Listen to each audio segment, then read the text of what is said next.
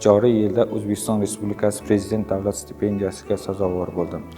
Ushbu yutuqqa erishishda ustozlarimizning bergan bilimlari, ota-onamizning qo'llab-quvvatlashlari va duolari, shunday va shu bilan birga qilgan mehnatimizning samarasi deb hisoblayman.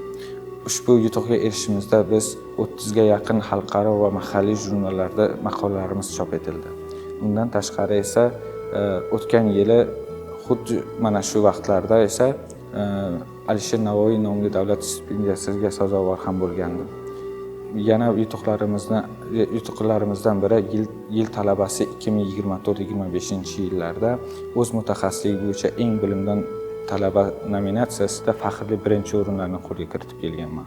Prezident stipendiyasiga sazovor bo'lganimda men O'zbekiston Respublikasidagi barcha oliy ta'lim muassasalariga magistratura bosqichiga grant asosida o'qishga kirish huquqiga ega bo'laman va mana shu ilmiy faoliyatimni davom ettirgan holda Samarqand davlat universitetida magistratura, doktorantura va boshqa ilmiy faoliyatni olib borishni maqsad qilganman.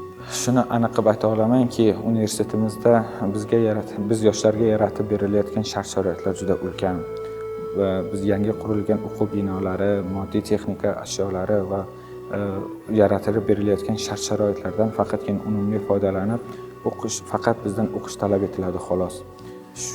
Shu o'rinda aytishim mumkinki, bizda bundan tashqari xalqaro universitetlar bilan aloqalar ham mavjud. Bu aloqalar orqali biz xorijda ta'lim olishimiz imkoniyatiga ham egamiz. Jonajon O'zbekistonimizda yoshlar uchun shart-sharoitlar ulkan miqdorda davlat siyosati darajasida ko'tarilgan.